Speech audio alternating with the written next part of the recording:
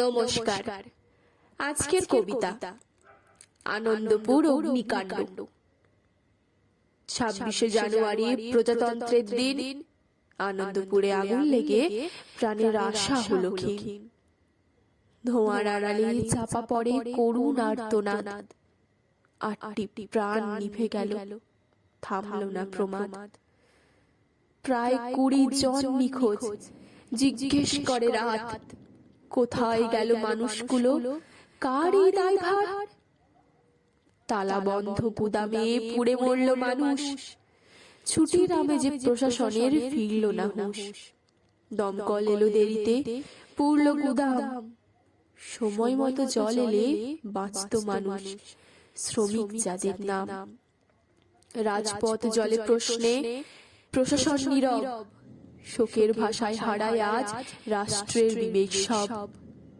শাসনের ছায়ায় দাঁড়িয়ে শোনা যায় এক কথা, যারা চুপ থাকে রাস্তায় বুঝবে না কেউ তাদের ব্যথা। ভাঙচুর নয়, অবরোধ নয়, প্রতিবাদ শান্ত স্বরে। তাই কি অবহেলার পাত্র? এই প্রশ্ন আসে ঘুরে ঘুরে। যারা করে অবরোধ, ভাঙচুর, সরকারি সম্পত্তির ক্ষতি, তাদের বেলায় জাগে সরকারের সুমতি।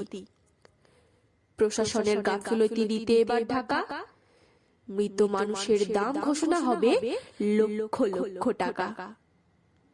এই কি তবে ন্যায় বিচার? এই কি শাসনের রীতি? নীরব মানুষ মানে কি শোষণেরই নীতি? এ কবিতা ঘৃণার নয়, এ কবিতা অভিযোগ। নির্মম ব্যবস্থার বিরুদ্ধে জ্বলন্ত এক প্রয়োগ। আগুন নিভে গেলেও ছায়ের তলায় রয় প্রশ্ন আর প্রশ্ন, মানবতার ক্ষয়। আনন্দপুর সাক্ষী রইল, লিখবে কাল ইতিহাস। কারা চুপ থাকে ক্ষমতায়, কারা পাচ্ছে মৃত্যুর আভাস। এই আগুন মনে রাখুক রাষ্ট্র, সমাজ, প্রশাসন। নীরবতা কখনোই নয় নির্দোষতার প্রমাণ। এই কবিতা ক্ষমা চাইবে না, এই কবিতা ভিক্ষে করবে না।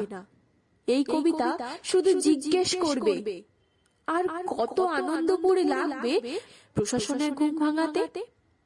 আর কত লাশ পড়বে, নীরবতা অপরাধ হবে, কিভাবে হবে জানাতে? ধন্যবাদ। ভালো থাকবেন, ভালো রাখবেন।